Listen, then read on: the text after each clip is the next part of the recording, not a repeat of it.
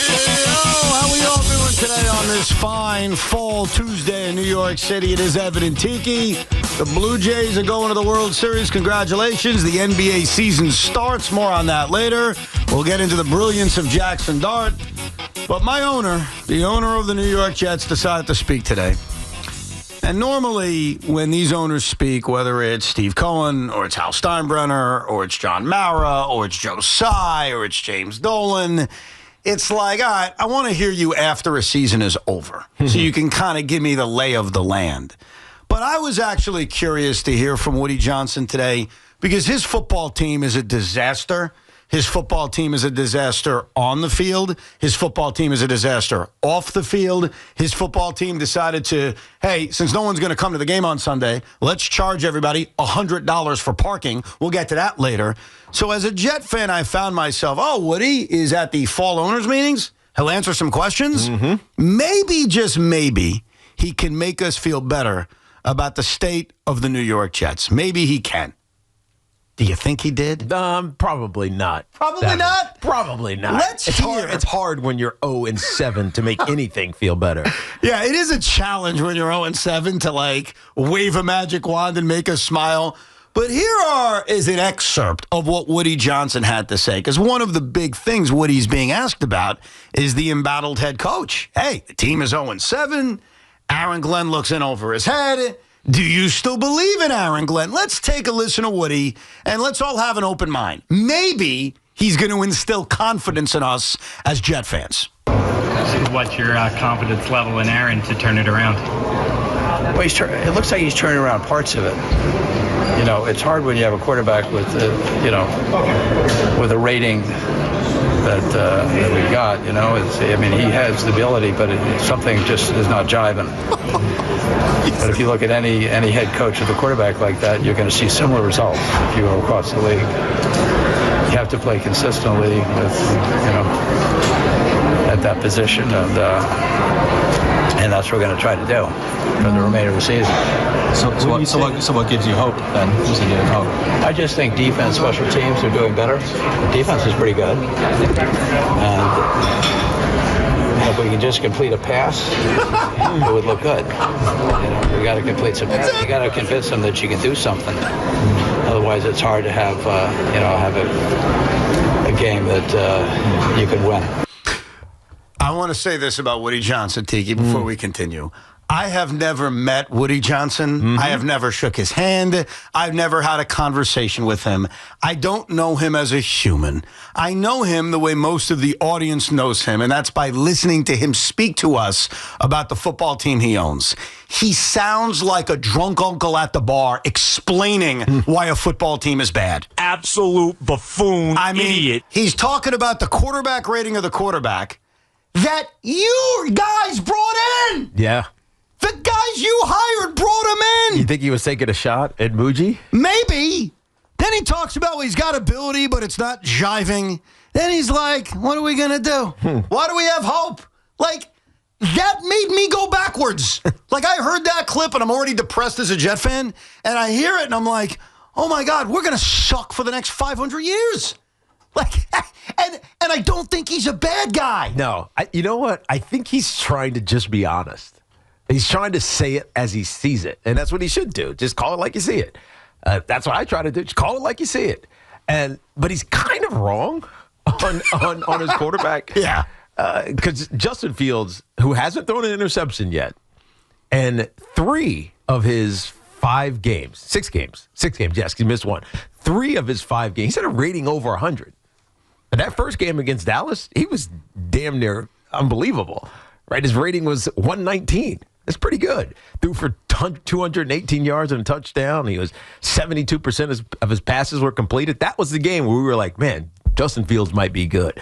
He followed that up with a tough rating game because his rating in game 2 against the Buffalo Bills was 39. You're looking at the wrong rating, Teak. He meant the Madden rating. Yes, yeah, maybe you're right. But just the one that matters. Yeah. The next 2 games, he had a rating over 100. Like, he's played okay.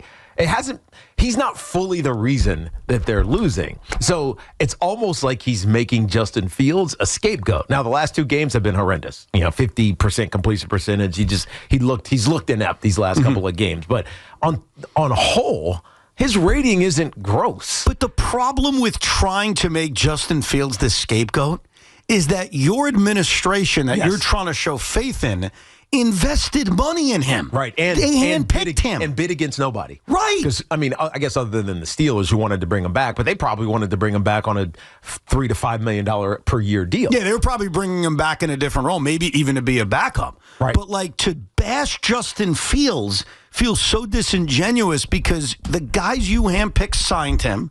The guys you handpicked decided to give him the guaranteed money. Mm-hmm. The guys you handpicked decided to start him without a competition, which if you go all the way back to July, I didn't scream about it, but I remember saying to you, why not make it a competition? Right. Why not? Why is Justin Fields being handed Adrian this? Martinez. Well, it's Tyrod Taylor, really. Well, he was hurt in the preseason. No, but even before he got hurt. Oh, got it. He was asked, I think it was upon signing Fields, so go back even further to April. Hey, is he the quarterback? They easily could have said, it's a competition. So this administration that Woody Johnson is defending, they're the deciders on Justin Fields. And one other thing about Justin Fields, since we all love to blame the dead guy, that's what we do in sports. We blame the guy who we're not going to play anymore, the guy we fired, the guy that's not there anymore. And let's be honest, Justin Fields has never played another game for the New York Jets. Yeah, Woody just announced that he's not the starting quarterback anymore. Of course he did. He urinated all over him. That's what he did. Right. But here's the other thing, Woody, I want you to understand. Last year, Justin Fields won games. Mm-hmm. He was 4-2 as a starter for the Pittsburgh Steelers. So when you talk about, no coach could win with Justin Fields, that's essentially what he said.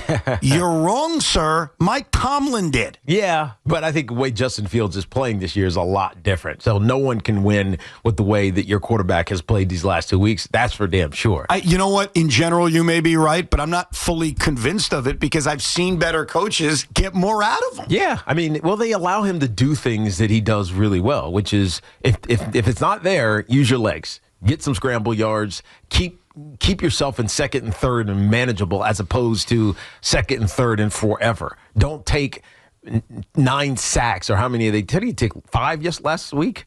4 sacks he took last week? Whatever it was. You've taken a double-digit sacks in 2 weeks. Is that all on him? Probably not, but some of it is. He just has to play better and put him in position to find success. I've always said this with quarterbacks, young, old, doesn't matter.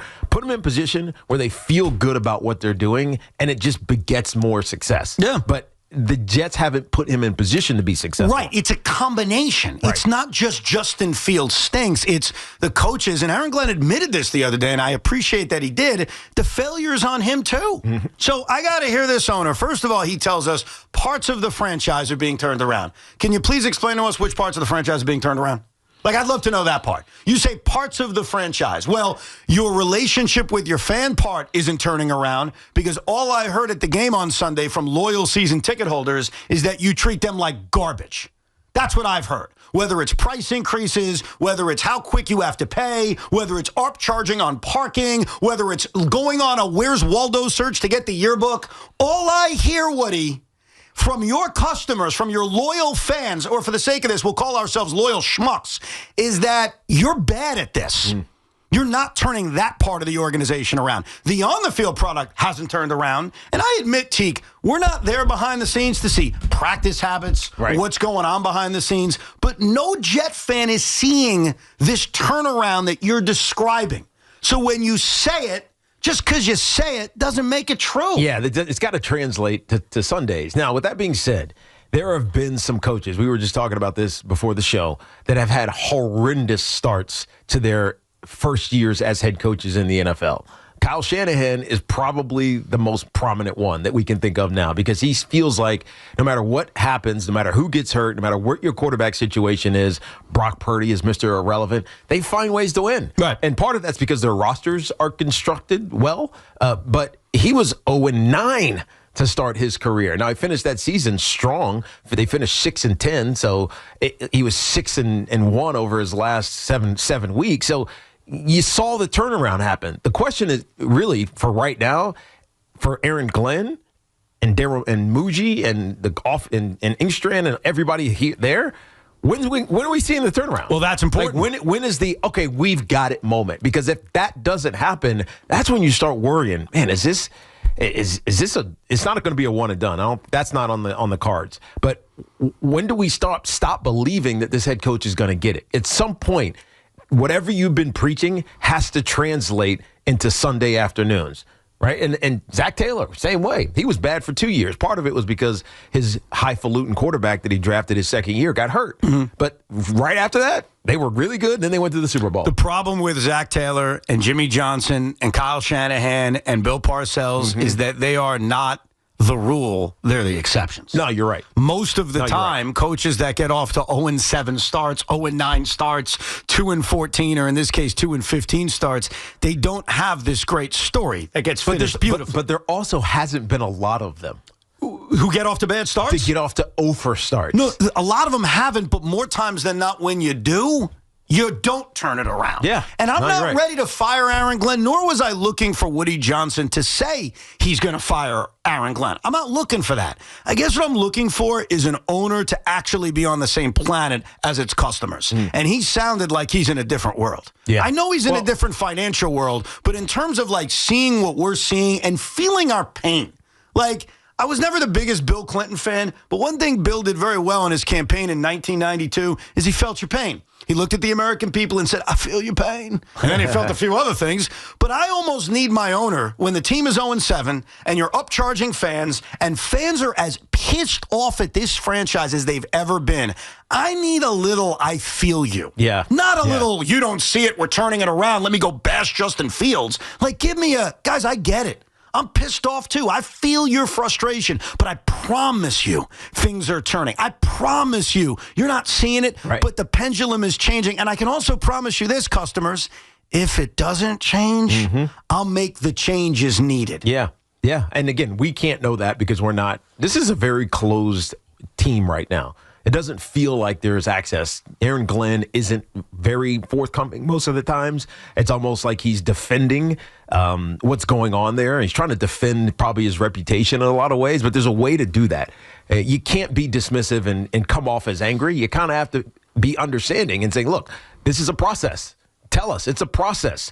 And also, to your point, Evan, and you're 100% right about this, tell us what we're not seeing. Yeah, what are we not seeing? Tell us what is going right that we're not paying attention to or just not aware of because we're distracted by the grossness that is not being able to score points in 2 consecutive weeks. Now, tell us that. Yeah, because it would make us feel better. Now, to Beningo and everyone else who says he's got to sell, let's have a quick conversation about the he's got to sell Not talk. happening, by the way. Here's why it's really not happening. Like really, really, really, really not happening. And I remember talking to you months ago about these numbers, but they matter. Right. In the NFL, the revenue that these owners bring in are coming from the TV deal. They're not coming from you protesting by not showing up at MetLife Stadium. If that makes you feel better to not go to MetLife Stadium, you have every right not to. I wouldn't force you to go. The product sucks. But if you think, especially in football, this isn't baseball, where it actually could make a difference, or even basketball, where to a lesser degree, it could make a difference. In football, Woody Johnson's laughing.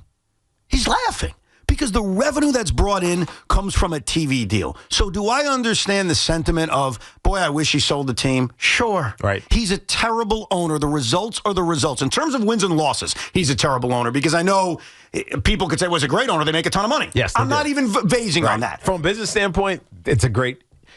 And again, by the way, this is almost any team, so it doesn't even matter. Any market, you're going to be successful simply because you have a licensing agreement for $100 billion for TV revenue. Yeah, you can't screw it up. You almost can't screw it up. There is no on-field product, it's horrible. That's what matters. As an on-field product, he's the worst.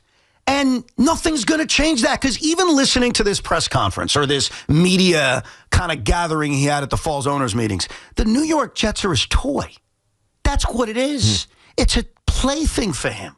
So us being upset, which we have a right to be, and we could talk about it all day on Sports Talk Radio or tweet about it, it isn't going to cause him to sell the team. Unfortunately, what we need the blind squirrel to find a nut. And in this case, Woody Johnson is a blind-ass squirrel, and I'm hoping Aaron Glenn and Darren Muji are the nut. Because you know who wasn't the nut? Robert Saleh. Yeah. You know who wasn't the nut? Adam Gase. You know who wasn't the nut? Eric Mangini. You know who wasn't the nut? I could do this all day. Right. Todd Bowles at first. Because it looks like now he's pretty good, even though they lost last night. No, I know. So we just need him to find the right guy, and we are 7 games in, and it's tough to believe they have the right guy. Yeah, they got to find things that they can champion, talk positive about. And the defense has been won these last couple of weeks. The problem is it comes with a caveat. The Denver Broncos do not have a good offense. The Carolina Panthers do not have a good offense because the ones before that, they gave up 37, 27, 20, and whatever they gave up to the Steelers, 34 to the Steelers. There's another caveat to this. Not only are those teams, they don't have good offenses, because I understand the Jet defense held opponents to 13 points in 2 straight weeks, and that's really, really cool. You said this about Denver, and I'll say it about Carolina. I'll say it about every team. If you are facing an offense like the New York Jets, why are you taking shots? No, you're not. You're not. If the offense is inept and they're not going to beat you, meaning you don't believe that the opposing team's offense can beat you, why would you do anything other than score 12 points? And isn't that a contributor to why they've only allowed 13 points in the last 2 weeks? Yeah. We saw it in London.